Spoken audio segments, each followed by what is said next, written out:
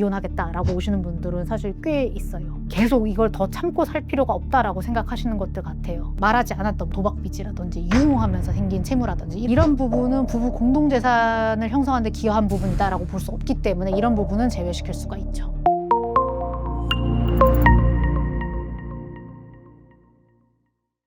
변호사 안녕하세요. 안녕하세요. 최근 뉴스나 통계를 보면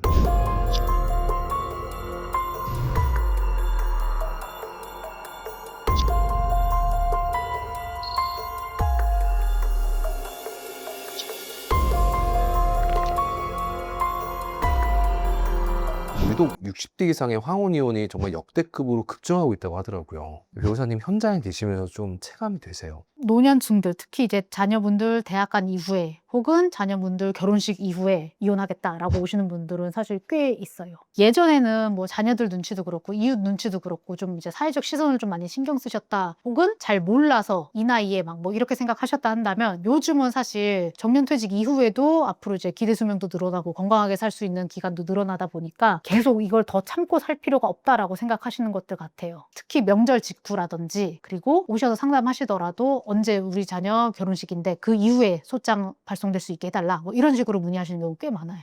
변호사님 생각하시기에 요즘 황혼이혼이 또 역대급으로 증가하는 이유가 뭘까요? 제 생각에는 이제 유튜브도 그렇고 노년층들도 유튜브 이제 잘 보시잖아요. 그래서 정보를 얻을 수 있는 창구가 많아진 것도 좀 한몫하는 것 같아요. 예전에는 사실 상담 오신 분들 중에서 여자분들의 경우에 경제활동 하는 이제 배우자나 남편이 한 푼도 못 준다.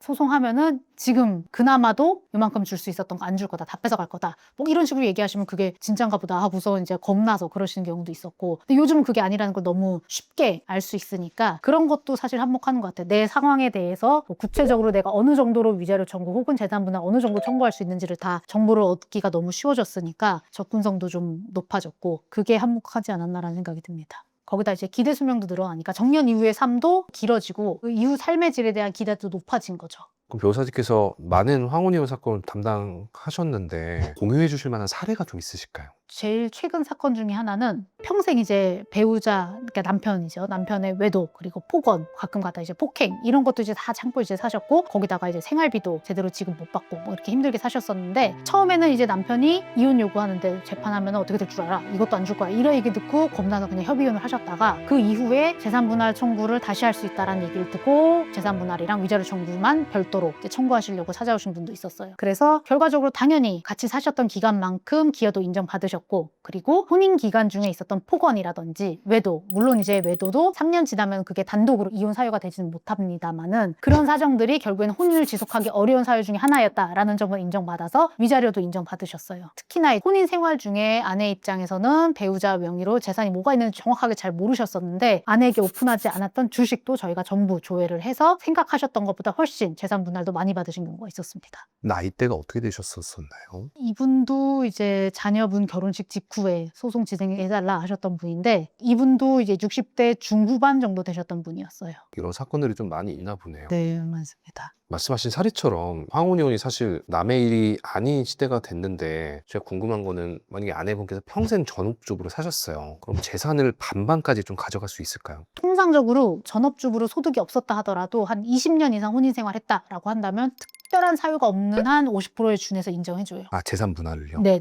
그러니까 여기서 말하는 특별한 사유라고 한다면 남편 측이 예를 들면 특유재산으로 상속받거나 뭐 증여받거나 해서 재산 규모가 너무 크다라고 한다면 그 큰 분할 대상 중에서 절반까지 인정이 안 될 수도 있어요. 다만 그런 특별한 사정이 없다. 그냥 일반적인 가정이었고 뭐 전업주부로서 소득 없이 한 20, 30년 이상 혼인 생활을 유지하셨다라고 한다면 50% 정도 기여도는 인정되는 게 일반적이에요. 전업주부로서의 삶도 이제 하나의 크게 기여를 했다고 인정을 받을 수 있는 거네요. 그렇죠. 그 공동재산을 유지하는데 기여를 한 거죠. 그럼 반대로 만약에 남편이 엄청 빚이 많았었어요. 그럼 혹시 뭐 이혼할 때 그 빚도 이제 반반씩 아내분이 떠안아야 되는 건가요? 원칙적으로는 혼인 기간 중에 생긴 재산은 빚이든 뭐 적극재산이든 다 분할 대상이 돼야 되는 건 맞는데 그 채무가 예를 들어서 경제적으로 너무 어려워서 생활비 쪽으로 이제 채무를 이제 많이 생성하다 보니까 남편 이름으로만 채무가 많아졌다라고 한다면 당연히 나눠야 되겠죠. 근데 알고 봤더니 아내가 모르는 채무들이 너무 많은 경우, 이를테면 말하지 않았던 도박빚이라든지 유용하면서 생긴 채무라든지 이런 부분은 부부 공동재산을 형성하는 데 기여한 부분이다라고 볼 수 없기 때문에 이런 부분은 제외시킬 수가 있죠.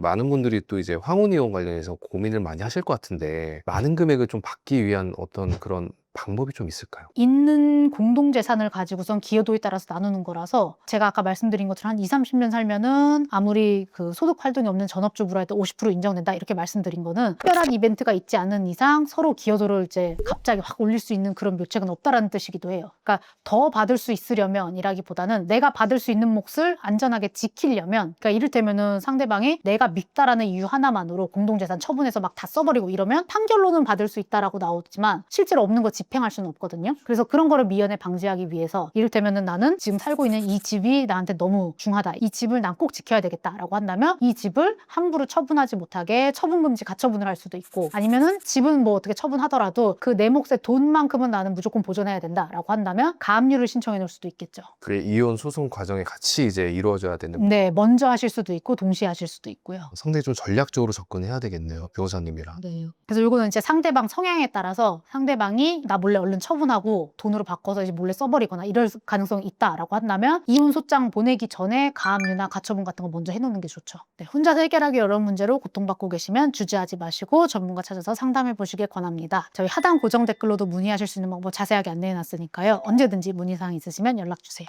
감사합니다.